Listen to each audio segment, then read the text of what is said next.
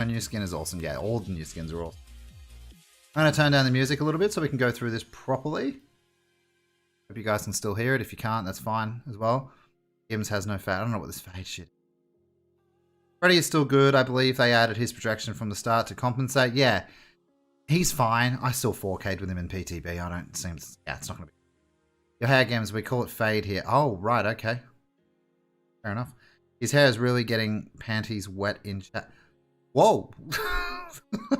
Is Lucky Break nerfed, reworked? We're going to go through that. This is the patch notes, guys. We're going to go through the patch notes from 4.7.0. And this is for today. So it's live right now. It's been live for 4 hours, so I'm a little bit late, but who cares?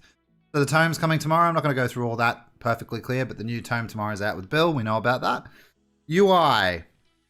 Settings menu. Replaced all checkboxes with text-based steppers with choices on and off. Yeah, I heard about this. Just visual improvements, guys. Madness level, Plague, Nightmare, Ghostface, just so you can see everything clearer. That's fine. And also to compensate as well to make sure that colorblind players can see correctly. All good stuff so far. Visual update for Coldwind. We know about that. Doctor's VFX is a really good change. It's been optimized to make sure his performance is better, meaning that all that lag and glitchy shit that you get everywhere all the time and frame drops, I'm hoping that's gone, because that would be really cool if that's gone. Hey Speaks, how you doing, dude? The Twins post-release update. Basically, they've changed nothing about their changes with the Twins. She still takes 5 seconds now from PTB, so they've nerfed her. I don't know what... I call this a nerf. You guys can call it what you want, but they basically added it so you can't slug as much. However, Charlotte can now rotate while waking up. I tested it in PTB for 1 match because I can't bear to play her for that much longer. It's not worth it. It's basically so you can't slug, which is the only thing she's good at, is slugging really. So I don't see the point in this, personally. Hey, Simsy, how you doing, man? Just got done with my run. Nice, man. Good work on you. The Demigorgon gameplay update. The Demigorgons, I'm not going to read what they have to say because it's usually just a bunch of junk. So his power is traverse the upside down cooldown 10 seconds was 14, so it's a 4-second drop. Normal traverse the upside down velocity was 20 meters a second. Is now 20 meters a second, was 17, so about 3 meters per second. Great, okay. Undetectable status lasts 3 seconds after traversing, was 2 seconds, so you get a measly 1 more second of undetectable, which I just think is dumb. Movement speed while charging shred increased from 3.68 milliseconds to 3.86. So they're trying to make that rat liver, rat tail. They're trying to make that into the stock kit, which is, again, no one whinged about this, and they nerfed the only good add-on that he had at the time, and now that's been put sort of half and half into his kit. So he's going to be really good. I'm really looking forward to playing Demigorgon today. His add-ons, I'm just going to go through that on stream. A lot of different changes here. You guys can pause the video if you want and read through it yourself. But there's a lot of different add-on changes. I'm looking forward to having a look through all of them. We'll see. I think some of these are different now. Barb's glasses. I don't remember ever... Oh, no, I do remember that. Slightly increases shred recovery speed while breaking apart. That's kind of cool. We're going to go through all this when we play. The Nightmare. They have changed nothing from the PTB. He's still nerfed. However, I still think he's really good and he's a top tier killer. I think he's fine. They also nerfed what I feel is the wrong side to him. They nerfed his Dream Snares. However, his pallets are still pretty good. Dream pallet charges reduced to 7 was 10. You don't need more than 7. You're fine. This is fine. Nightmare is still good, in my opinion. Add-ons, we'll go through that later on, but basically they've removed Forever Freddy, which was that really annoying aspect to him that made it pretty much the boring killer to play against. So, really good stuff. Huntress add-on, they have changed nothing from Huntress, from the PTB. She still has all of her add-ons redone. The exhaustion status effect is now a green. I believe it's called Venomous Concoction. There we go. Inflicts exhaustion status effect for 5 seconds was 90 seconds. That was stupid anyway. So I'm glad they changed that and they put a little bit more talent with it now using it. So that's a good thing as well. Her iridescent add-ons haven't changed. It was, it's been reworked to the one hatchet that can insta down. I think it's absolutely garbage and it's a nerf. I do think iridescent hatchets needed to be nerfed, but not to a point where no one's going to use them anymore.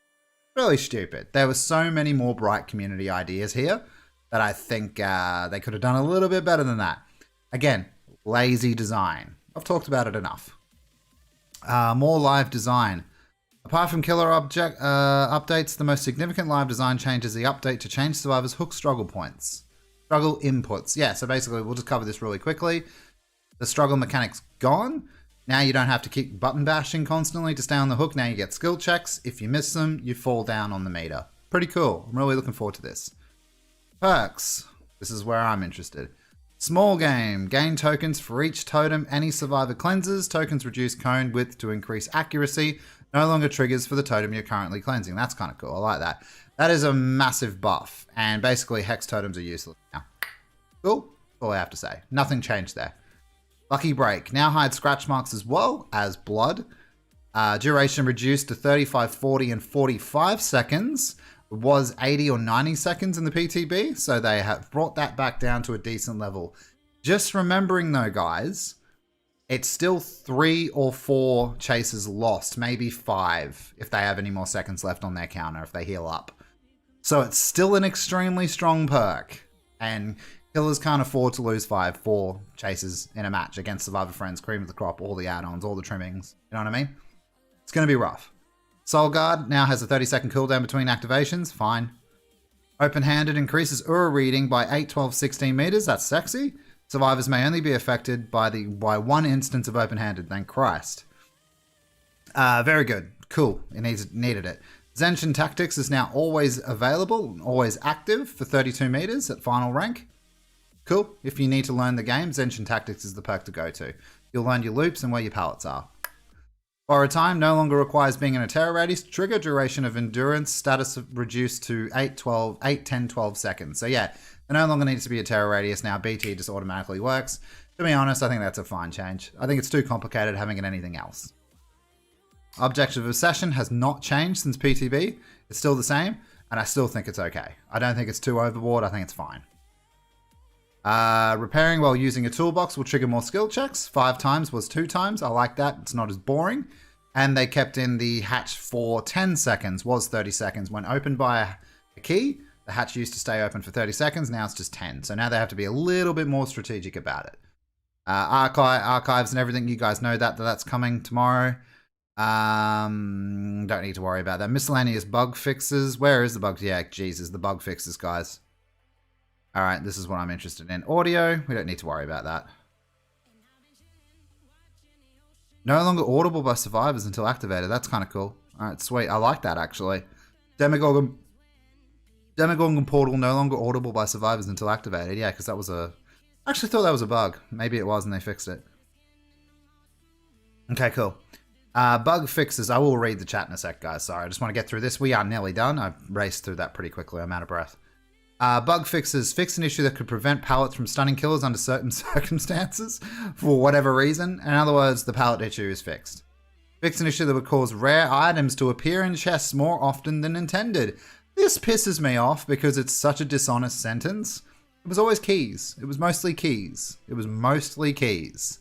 So yeah, keys are going to stop spawning in chests now, guys, all the time. Really good. Really good change. That was really stupid. This is the big boy right here, guys. Fix an issue that could prevent hooks from respawning if broken with the perk Breakdown. So they fixed the bug that is Breakdown. So that's good. And the rest of it is just a lot of quality of life and stuff like that, add-ons and things like that for killers. We're not going to go through it all. You know, you guys can go through it anytime you like. There you go. Patch notes are in the description. Feel free to go through it. But that's pretty much it, guys, for the patch notes. Overall, I think they've done a pretty good job so far, yeah?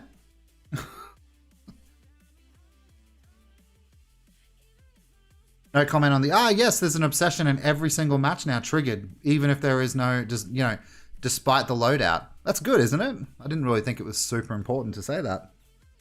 Yeah, you know, keys. There still will be keys, but at a normal